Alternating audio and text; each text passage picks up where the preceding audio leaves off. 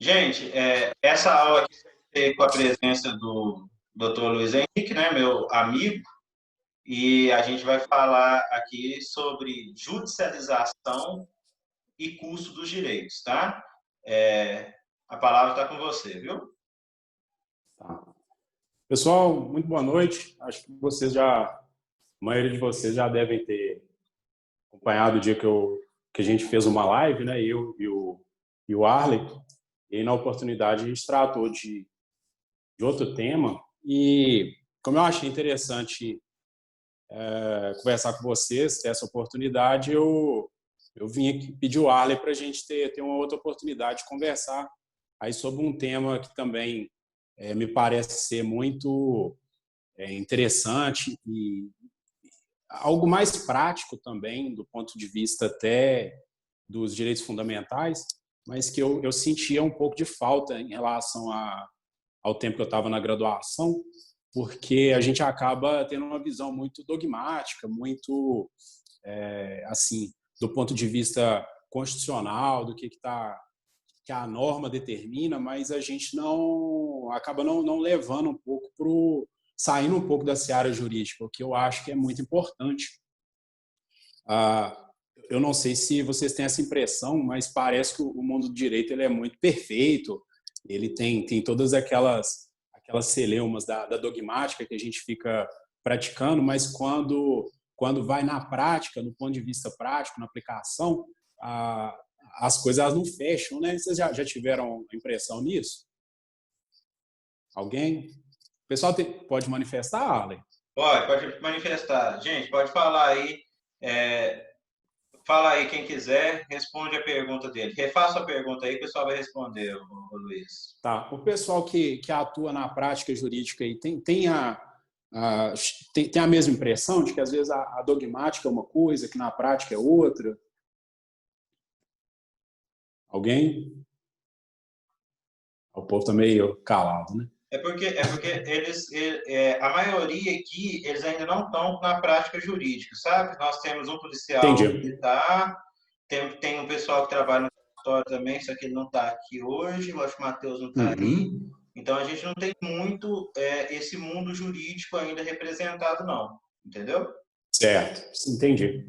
É, eu tive um pouco dessa dificuldade quando eu comecei a atuar na prática, porque eu comecei, eu saí da graduação e comecei a trabalhar, então eu achava que era tudo muito perfeito. Quando o Kelsen ele coloca aquela questão da teoria pura, quando os doutrinadores de constitucional falam que todos têm que ter direito a tudo, aí vem com até aquela teoria, né, as teorias daquelas gerações dos direitos, que a primeira geração vê os direitos relacionados à liberdade, em que as pessoas, eles normalmente, que traz na verdade, uma abstenção do Estado, aquela primeira geração, a segunda, os direitos prestacionais, que o Estado tem que fazer alguma coisa em relação às pessoas, e aí depois eles ainda vieram com a terceira geração, né, com os direitos difusos, que é o direito das coletividades. Então, quando você coloca isso no direito constitucional, é muito bonito, é muito agradável, só que eles não... Eu vejo que a dogmática, até o constitucionalismo, não traz como que a gente vai aplicar isso realmente, de onde que... Como que o Estado vai fazer, por exemplo, a prestação dos direitos de segunda geração? Como que isso vai acontecer? E aí, quando a gente chega numa realidade de um órgão público, ou até na prática jurídica, a gente tem essa dificuldade, que às vezes você tem até uma grande indignação. Por quê? Porque a gente pensa, pô, eu tenho direito a isso, meu cliente tem direito a isso, o jurisdicionado ele tem direito a isso, o preso ele tem direito a tal coisa. Por que, que o delegado, o juiz, por que, que eu não consigo estabelecer esse direito? Por que, que o governador não quer fazer isso? A gente até vê hoje, em tempos de Covid, né? Com certeza, se você entrar com uma ação jurisdicional pedindo um leito de UTI, né? Você vai com com grande probabilidade de certeza que você vai conseguir uma decisão judicial positiva, no sentido de que você tem direito à UTI, porque você tem o direito à saúde, né? E a Constituição até traz que a saúde ela é um direito universal, que tem que ser prestado a todos. Inclusive, ela é gratuita, né, no nosso país, pelo SUS. Só que, às vezes, a gente fica... Quando você vai e chega no hospital, você fica pensando assim, por que o prefeito não me dá meu direito? Por que o governador não me dá meu direito? Por que o presidente não dá? Né? A gente fica achando que é uma questão assim que o direito ele se dissocia das outras searas. E a gente até... isso me deixava um pouco encabulado, um pouco assim, decepcionado com o direito, que você passa ali 5 anos estudando, e aí quando você vai aplicar na prática, você sente essa necessidade.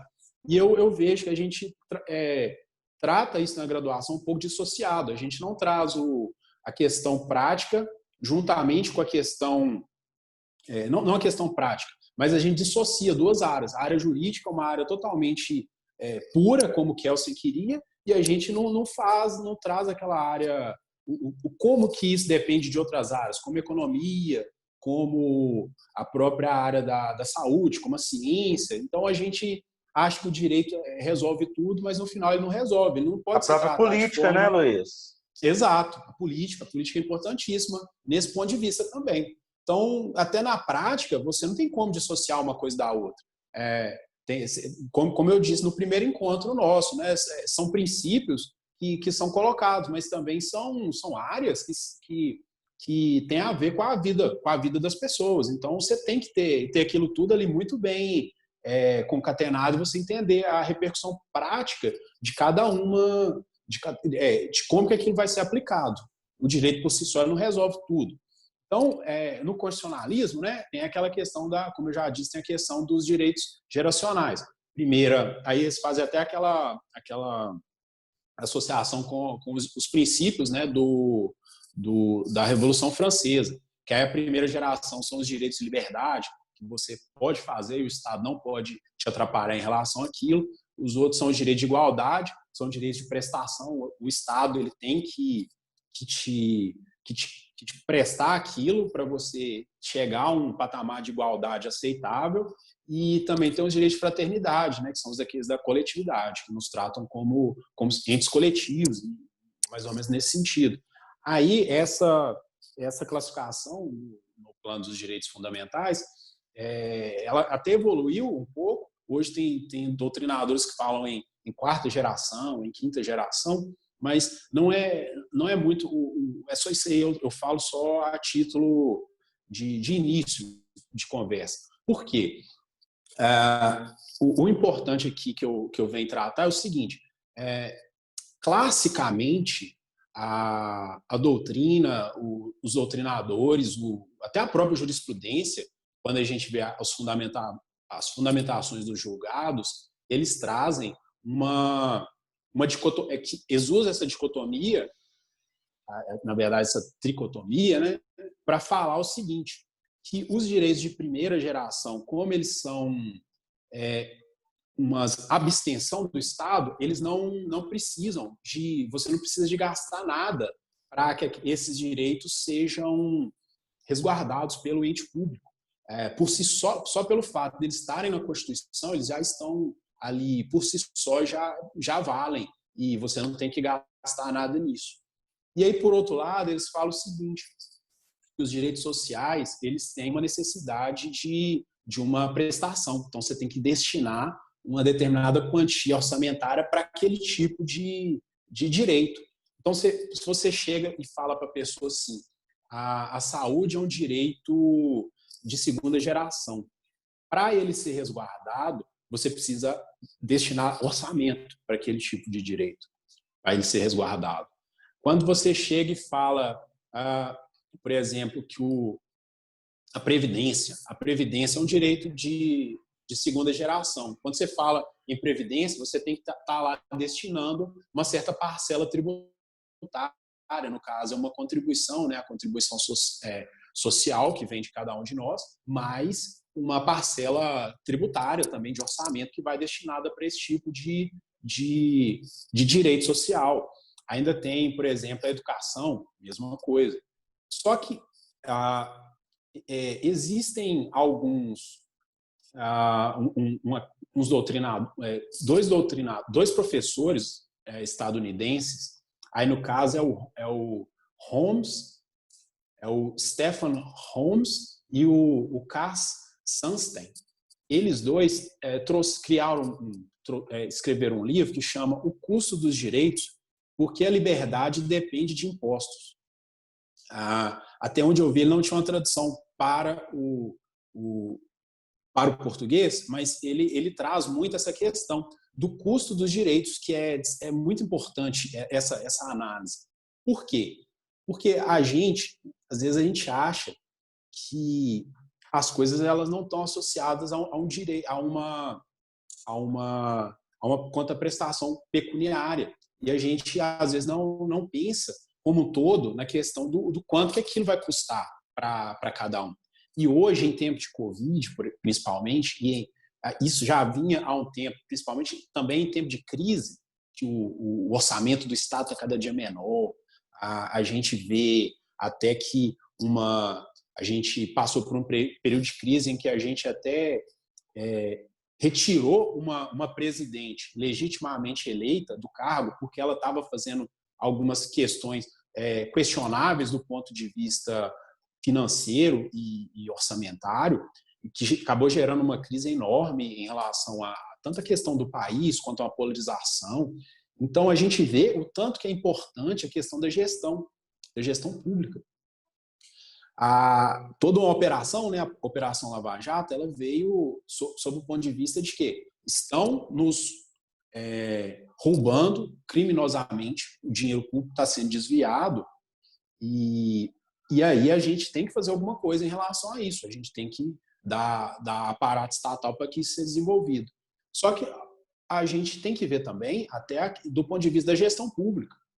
É tão importante para os direitos também a questão do bom gestor, da pessoa que tem uma boa gestão do dinheiro público, que usa adequadamente o orçamento que é destinado a ele. E aí, voltando ao que eu estava falando, por exemplo, não são só saúde e educação que dependem de orçamento. Os próprios direitos relacionados às liberdades, eles demandam muito dinheiro, muito orçamento para serem resguardados.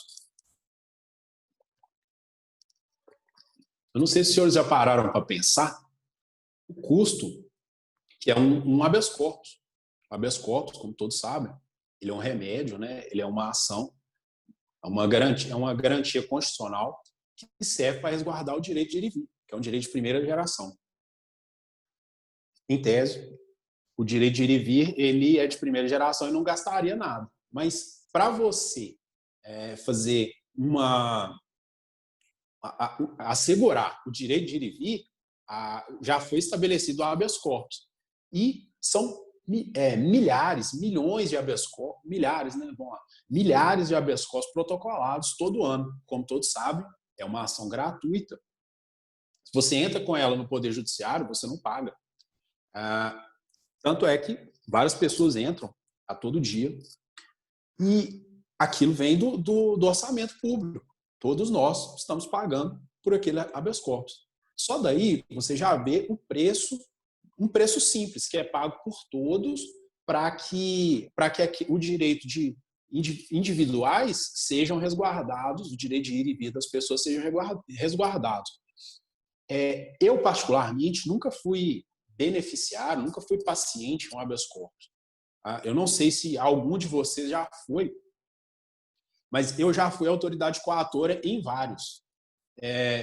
Então, a autoridade coatora, como todos sabem, é quem toma o habeas corpus na cabeça. Né? Já tomou um Arlen? Não, eu nunca tomei, não. Habeas corpus, que eu me lembro... Não, já sim. Já sim. Falar que minha prisão estava ilegal e eu ganhei um habeas corpus, sim. E eu ganhei habeas... Não, no mandado de segurança também vários, mas habeas corpus eu já ganhei, sim. Então, o mandado de segurança, se você não recebe a justiça gratuita, você tem que pagar para entrar com mandado de segurança. O habeas corpus não. Ele está lá para resguardar o direito de vir de todas as pessoas, todas. Só que eu nunca utilizei desse direito, nunca figurei como paciente. Mas, ainda assim, eu, como contribuinte, eu já paguei pelo habeas corpus, por milhares de habeas corpus. E aí você vê como que é a questão do Estado. Ele funciona dessa forma. Da mesma forma como você pensa que, não, às vezes a pessoa chega e fala, né, eu tenho um plano eu tenho um plano de saúde, então eu não faço uso do SUS, por exemplo. Mas, de certa forma, você está socializando o uso ali. O próprio processo, quando você... A questão da justiça gratuita, ela está socializando. Quando você concede aquela isenção para muitas pessoas no país, você está socializando aquele custo, que aí, no Brasil, por exemplo, ele é muito grande. O número de pessoas que têm a justiça gratuita deferida ele é muito grande. E aí você vê que aquilo vem do orçamento público,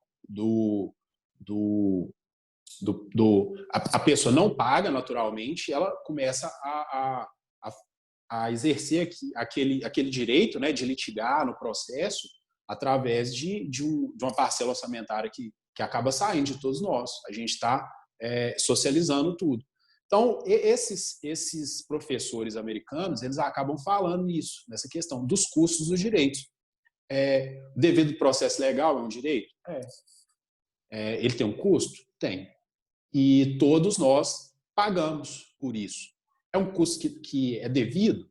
Eu penso que sim. A gente tem que ter o sistema jurídico funcionando muito bem para que os nossos direitos estejam ali sempre sendo respeitados. E quando a gente tem uma violação, alguma coisa, você tem um processo lá que você pode entrar e brigar para que aquilo seja atendido. Independente se você tem dinheiro ou não para pagar a taxa, você tem que estar ali, tem que ter aquele serviço público ali à sua disposição. Assim como eu acho em relação à educação, como em relação à saúde. Não sou só eu que estou falando isso, é a Constituição, ela fala. Só que eu quis trazer isso para vocês porque eu acho que a gente, às vezes, quando a gente trabalha isso do ponto de vista constitucional, a gente dissocia sobre a questão dos custos e do que isso quer dizer em relação ao todo, a questão da máquina pública. E aí você passa a ter uma conclusão no sentido de que direitos, eles só podem ser protegidos ou até mesmo cumpridos quando há dinheiro público. Isso é uma conclusão importantíssima a que esses autores chegam. Aí você vê a importância, às vezes, do tributo. A gente fica sempre querendo bater, brigando com o tributo e tal, só que o tributo ele acaba sendo necessário em determinado ponto. Mas você vê o tanto que é importante, de um lado, haver o tributo, e de outro, haver a questão da boa gestão do dinheiro público e o trabalho que a gente tem feito atualmente como tentativa de gestão mesmo, a conscientização dessa questão de que os direitos eles não estão lá por si só, que eles têm um custo. E eu vejo, por exemplo, que o Poder Judiciário ele tem um problema muito grande, às vezes, porque a gente também não tem formação em questão de gestão pública. E muitas vezes a gente age como administrador e como gestor. Isso acaba acontecendo. Quando um juiz chega e determina para a pessoa, não, você vai ter que dar um leito para essa pessoa. Você vai ter que fazer um leito de UTI. Você vai ter que deixar de construir essa escola, ou, aliás, deixar de construir essa quadra esportiva, porque o lazer não é importante, mas é mais importante a gente construir uma escola. De certa forma, o juiz está agindo como gestor. Então, é uma questão assim, o juiz acaba agindo politicamente. Não sei se vocês já ouviram falar dessa questão. A judicialização, ela está muito ligada também à atuação política do juiz, do Ministério Público, da Defensoria Pública, até dos advogados. Quando há essa judicialização, normalmente ela está relacionada à intervenção em outro poder, que aí é o poder, no poder, não tanto no legislativo, mas normalmente associada à intervenção no poder executivo, na gestão de alguma coisa. E isso tem que se associar, acaba sendo perigoso. Por quê? Porque o juiz, quando ele atua com que a gente fala com ativismo, muitas vezes ele não tem acesso a todos os dados que o gestor público tem. O gestor público ele age de forma macro, ele tem acesso a toda deve ter, né, em tese, ter acesso a toda uma gama de análise para fazer orçamento, de estudos ali sobre a viabilidade ou não, sobre o que é necessário, sobre até questão de licitações e planejamento de obras públicas.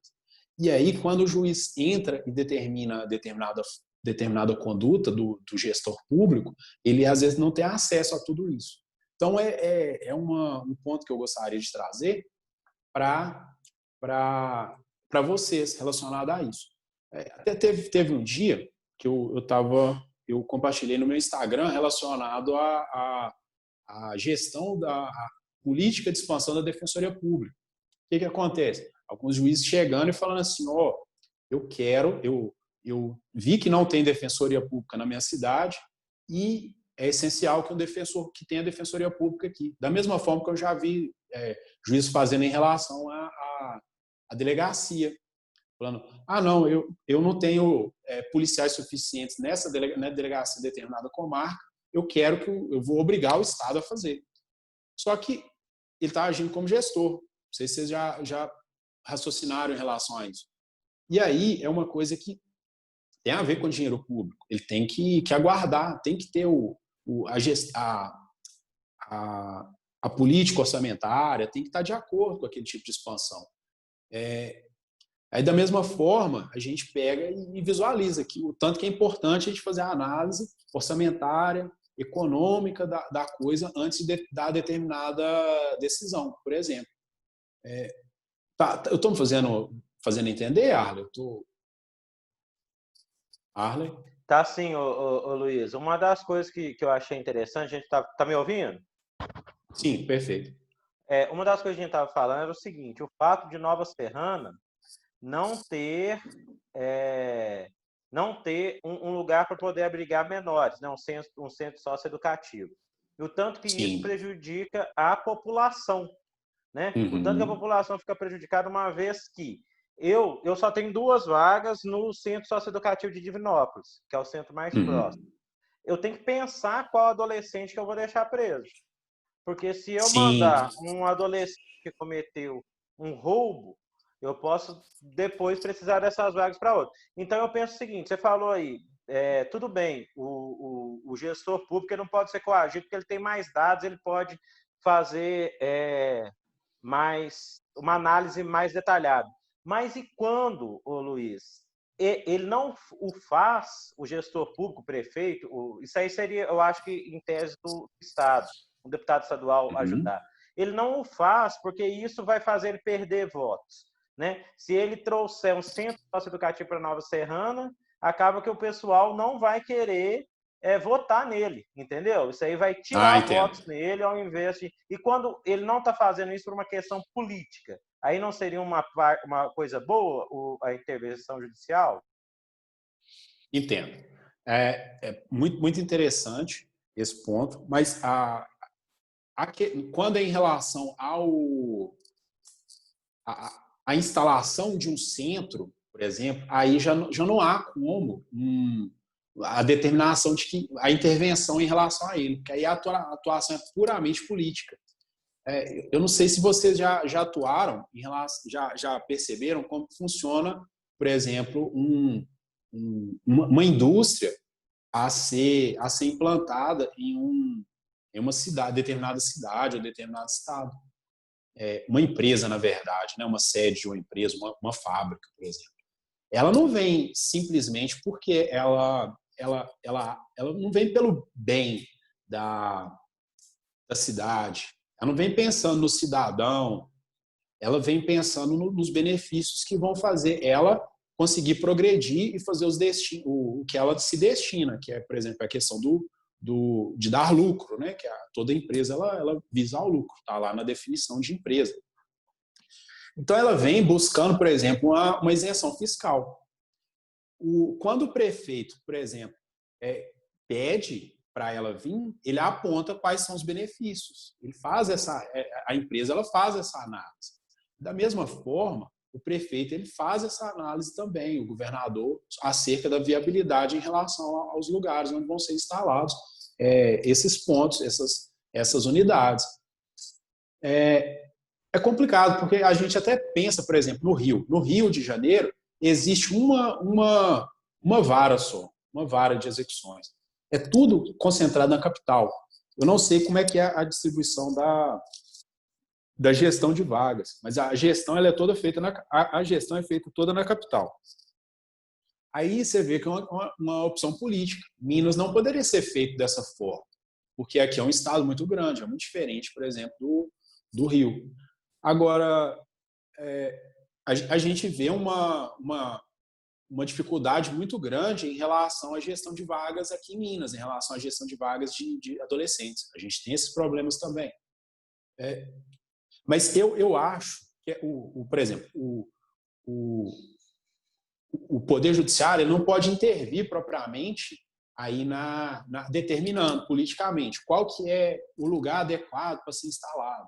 Mas ele pode agir caso haja uma má gestão. É isso que está mais relacionado à questão você dá a liberdade para a pessoa fazer. Você vê que o poder está relacionado à questão orçamentária, financeira do Estado. Agora, caso o gestor esteja exercendo não esteja fazendo a sua função de forma adequada, aí você pode punir, né? Que aí são as ações de improbidade administrativa. Até a improbidade ela não está relacionada propriamente tanto a incompetência na gestão, né? Ela está relacionada ao dolo. Mas ela é manejada muitas vezes pelo Ministério Público no sentido de forçar determinadas condutas a serem prestadas ali. Então, acaba entrando na questão da gestão, da boa gestão. Eles ficam moldando, o Ministério Público atua moldando a gestão do prefeito ali de certa forma. Quando um prefeito, por exemplo, ou até um governador, às vezes quando ele sai do mandato, você vê que ele está cheio de ações de improbidades em seu desfavor. Quer dizer que ele vai ser condenado em todas, que ele foi culpado em todas? Talvez não. Mas ali eu acho que é até um ato do Ministério Público, por exemplo, ou até de outros órgãos, tentando fazer a gestão democrática, porque é cada um tentando dar o seu pitaco ali na questão do orçamento. É um palco adequado? Talvez, pode ser. Você vê que é uma forma de democracia das pessoas tentando intervir na gestão do dinheiro público ali. Pode ser visto como um instrumento. E aí eu levo até em relação vamos lá, por exemplo, a liberdade de expressão. Hoje eu sinto um pouquinho incomodado, porque eu gostaria que a gente tivesse mais liberdade de expressão no país. A gente tem os crimes, né, que são de calúnia, de difamação. Eles são crimes que às vezes você olha errado. Eu já vi. Às vezes o pessoal olha errado na rua e aí já vai o vizinho e já entra com uma ação contra a pessoa. E aí, naturalmente, é uma ação que às vezes eles vão pagar, às vezes não. Como eu disse, tem um custo isso ali. Uma ação judicial, não sei se vocês já sabem, mas ela custa, em média, cada ação ela custa cerca de R$ 2.500 para cada um. Cada processo que existe, eu tenho mais de 9 mil processos aqui, cada processo, em média, ele custa R$ 2.500 para o contribuinte. Aí você vê, pô...